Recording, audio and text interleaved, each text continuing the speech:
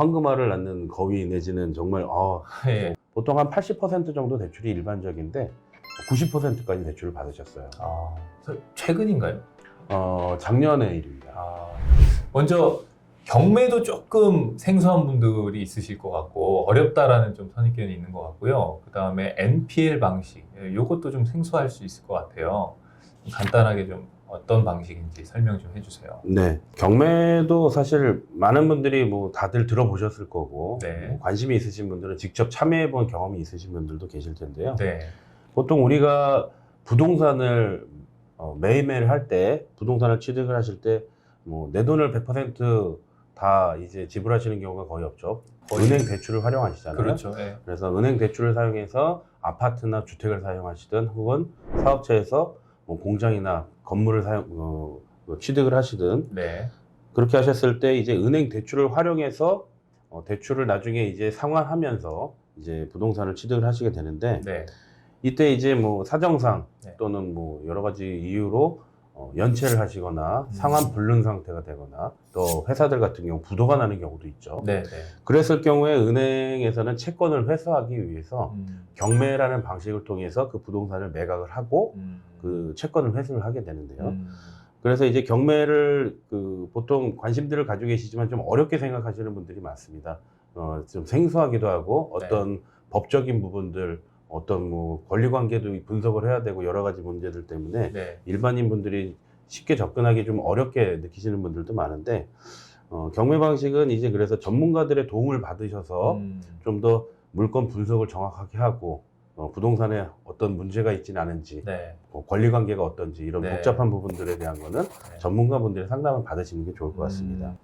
이제 주택이나 아파트 같은 경우는 요즘에 부동산 경기 굉장히 좀 뜨겁다 보니까 개인들이 이렇게 그냥 독학해가지고 책 보고서 접근하는 분들도 꽤 많이 있으신 것 같은데 요 NPL 방식으로는 개인이 하기는 좀 쉽지 않겠네요, 그죠? 일단은 경매 방식과 NPL 방식에 좀 차이점이 있는데 네네. 그거는 차차 설명을 좀 드리기로 하고요. 네네. 일단 경매에서도 특히 NPL 방식이 진행이 가능하려면은 네. 선제 조건이 있습니다. 네네네. 그거는 이제 보통 대출 금액 그래서 나중에 채권이라고 해야겠죠. 네. 경매 진행될 때 채권 금액이 네. 감정가보다 높거나 아니면 예상되는 낙찰 금액보다 높아야만 NPL 방식이 가능하게 됩니다. 그 조건이 네네. 성립이 돼야 되는 거예요? 근데 보통 주택의 경우, 아파트나 주택의 경우는 대출 한도가 보통 뭐 요즘엔 더 낮아졌지만 네. 평균 60% 정도 수준이기 때문에 그렇죠. 예. 아무래도 NPL 방식으로 거래되기가 사실은 좀 어렵고요. 네. 보통 업무용 부동산이라고 하죠. 공장이나 네네네. 빌딩들 같은 경우는 평균 예전에는 뭐 80% 이상, 100% 이상도 대출을 해드렸기 때문에 그래서 이제 업무용 부동산의 경우에 채권 금액이 높아서 NPL 방식으로 주로 거래된다라고 보시면 될 것 같습니다. 그렇군요. 그러면 뭐 구체적인 사례를 하나 소개해 주시면서 어떤 네네. 방식인지 좀 더 이해할 수 있게 해주세요. 일단 NPL 방식이라는 게 이제 처음 도입된 거는 2008년도 이제 서브프라임 사태 그때 네. 금융위기가 있었잖아요. 네. 그때 은행들의 이제 부실 채권 문제가 상당히 심각하게 대두가 됐고 그래서 이제 정부 차원에서 유동화법이라는 걸 제정을 하게 됩니다. 네. 그래서 은행에 이제 발생하는 부실 채권들을 네. 최대한 빨리 정상화시킬 수 있게끔 네. 은행에서 부실 채권을 보유하고 있으면 은행의 이제 신용도가 떨어지기 때문에 네. 그래서 이제 유동화 회사의 이 부실 채권을 분기별로 매각을 하게 됩니다. 네. 그래서 이 유동화 회사라는 곳을 통해서 매각된 채권이 경매 방식을 통해서든 회생 방식을 통해서든 정상화하고 매각하고 그렇게 해서 이제 채권을 최대한 빨리 이제 순환을 시키기 위한 목적으로 마련된 게 유동화법이고 유동화 회사가 그 역할을 하고 있다. 이렇게 보시면 될 것 같고요. 네. 그래서 이제 NPL 방식과 경매 방식의 가장 큰 차이점은 경매는 일단 그 입찰을 들어가실 때 감정가가 정해져 있고 네. 뭐 최고가격으로 100원이라도 더 높은 가격을 그렇죠, 입찰 그렇죠. 가격을 쓴 사람이 최종 낙찰자가 돼서 가져가는 방식이죠. 네. 네. NPL 방식은 이제 거기에서 조금 더 나아가서 유동화 회사가 보유하고 있는 채권을 통해서 네. 이제 경매에 입찰할 때 채권자의 지위를 승계해서 보다 유리한 조건으로 경매를 들어가는 네. 그런 방식이라고 보시면 될 것 같습니다. 제가 간략하게 좀 한 가지 사례를 말씀을 드리면은 네네. 실제 제 고객 업체 사장님께서 이제 진행하셨던 상황인데요. 네. 감정가가 약 30억인 공장을 이제 마음에 들어 하셔서 네. 경매를 진행을 하게 됐습니다. 네. 그래서 제가 확인을 해보니까 예상 낙찰 금액은 한 25억대 전후 정도로 보고 있었는데 네. 유동화 회사가 이 그 경매 물건의 채권을 보유를 하고 있더라고요. 그리고 채권 금액은 약 또 대략 한 30억 가까이 감정 가격과 거의 비슷한 금액의 채권을 가지고 있었습니다. 그래서 유동화 회사의 담당자와 제가 이제 협의를 했고, 네. 그래서 최종적으로 이 공장을 25억이라는 금액으로 유동화 회사와 계약을 했습니다. 네. 25억에 이제 매각을 하는 걸로. 네. 근데 경매 물건이기 때문에 경매 방식을 절차를 거쳐서 이제 최종적으로 소유권을 가져와야 되는데, 여기에 있어서 NPL 방식으로 유동화 회사와 채권 계약을 했을 때 유리한 점은 유동화 회사가 가지고 있는 채권자의 지위를 승계를 하게 됩니다. 네. 내가 채권자의 지위로서 경매에 입찰을 하게 되는 거고요. 그렇게 했을 때 입찰 금액을 내가 이제 승계한 채권자 지위에서의 채권 금액인 30억 한도 내에서 내가 입찰 금액을 결정해서 들어갈 수가 있게 됩니다. 그러면 보통 경매 감정가보다 대부분 낮은 가격에서 낙찰이 되기 때문에 나는 채권자의 지위로서 최대한 높은 금액으로 입찰을 들어갈 수 있기 때문에 훨씬 더 유리하겠죠. 네, 그렇게 해서 이제 실제로 낙찰이 되셨고, 네. 이럴 경우에 이제 낙찰된 이후에 몇 가지 이제 그 특이 사항이 있는데, 네. 실제로 경매로 30억에 낙찰이 됐기 때문에 법적으로 나는 이 공장을 30억에 취득을 한 걸로 인정이 됩니다. 실제로는 25억에 샀는데. 그렇죠. 네. 유동화 회사의 채권 계약은. 그러니까 채권을 이제 경매 낙찰 금액보다 좀 더 할인된 금액으로 채권 회사와 유동화 회사와 계약을 해서 네. 취득을 했다고 보시면 되고요. 실제로는 경매 방식을 통해서 낙찰된 금액이 30억이고 그거를 인정해 주는 겁니다. 그래서 이 공장을 취득하시면서 그 사장님 같은 경우는 대출을 이제 30억을 기준으로 해서 대출을 진행을 하셨고요. 네. 그래서 좀 좋은 조건으로 하셔서 보통 한 80% 정도 대출이 일반적인데 90%까지 대출을 받으셨어요. 최근인가요? 작년의 일입니다. 예. 요즘도 그 정도의 대출이 가능해요? 모든 케이스가 다 된다라고 말씀드리기는 어렵고요. 네네. 여러 가지 상황과 여건들이 다 잘 부합됐을 때 그랬을 경우에 최대치의 경우에 그 정도도 가능하고요. NPL이 성립되기 위해서는 여러 가지 또 돌발 변수들이 또 있습니다. 그런 것들을 종합적으로 검토해서 네.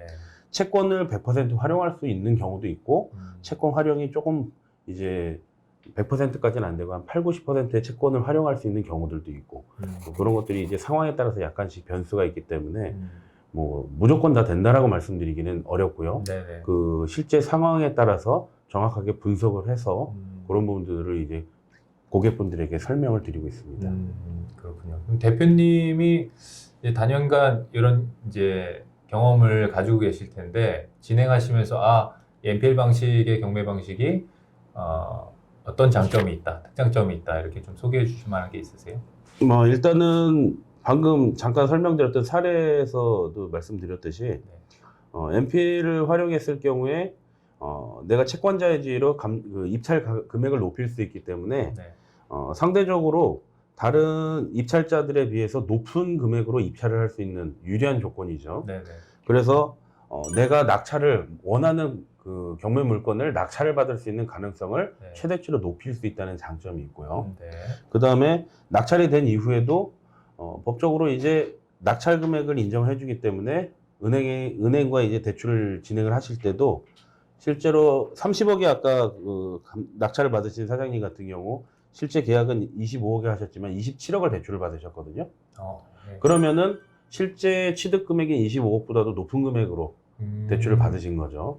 그래서 그 자금 활용을 일부 하실 수 있었고 네. 낙찰이 된 이후에 유동화 회사가 차후에 이제 배당을 받게 됩니다. 네. 그랬을 때 25억과 30억의 차익인 5억을 나중에 이제 환불해 주는 조건으로 계약을 진행하는 거기 때문에 차후에 다시 그 5억이라는 돈을 다시 회수를 해서 네. 실질적으로 공장을 훨씬 더 저렴하게 구입을 하신 거죠. 네. 그렇게 해서 이제 대출 금액을 높여서 내 자기 금액에 부담감을 최대한 줄이는 네. 그러한 유리한 점이 있고요. 그 다음에 보유하고 계시다가 결국 언젠가는 또 매각을 하실 수도 있는데 네. 그때 이제 보통 부동산이 가격이 오르니까 양도세라는 게 발생이 되죠. 네.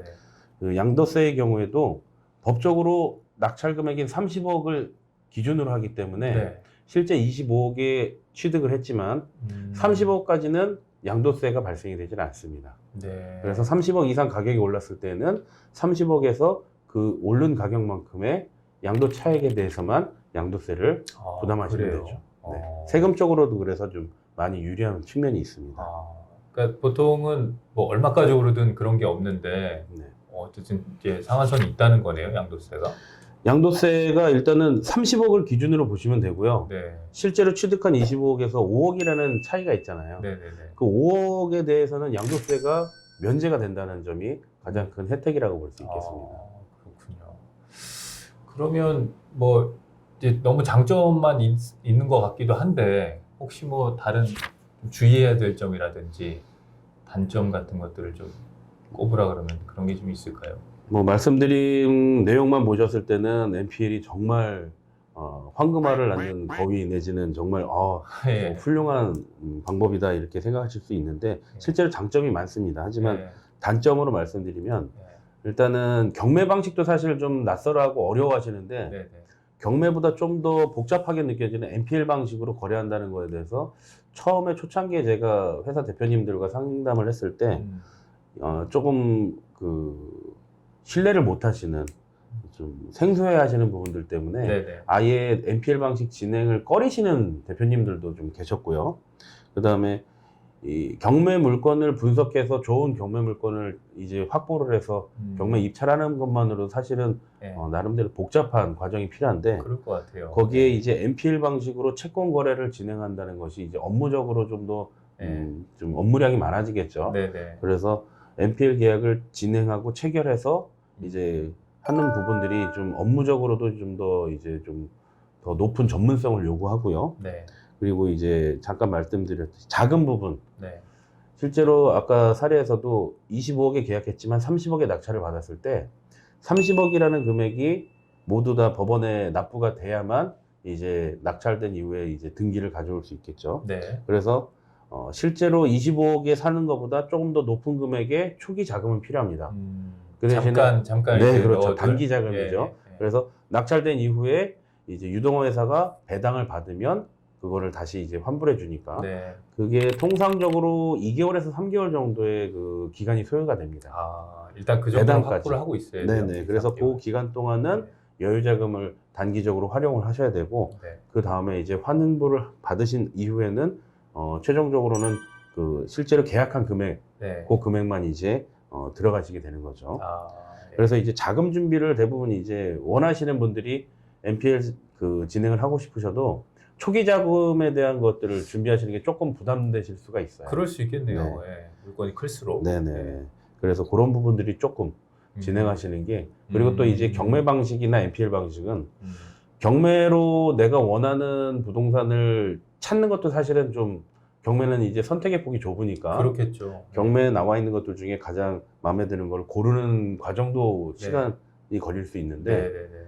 그 중에서 또 모든 경매 물건이 NPL 방식이 진행이 가능한 게 아니기 때문에 네네네. 그 중에서 내가 원하는 조건에 있는 부동산이 경매 방식으로 그리고 NPL 방식으로 진행이 가능하기가 사실은 조금 확률이 그렇게 높은 편은 아닙니다. 그렇겠네요. 이게 원하는 물건지 찾는 것도 어려운데 이게 이제 NPL 방식에 부합하는지 이런 것도 찾는 게 일일 수 있겠네요. 네, 예. 그래서 뭐 시간적으로 너무 좀 빠르게 진행하고 싶으신 분들 그런 경우에는 사실 NPL을 진행하기가 조금 애로사항이 있는 경우들이 많습니다. 그렇군요.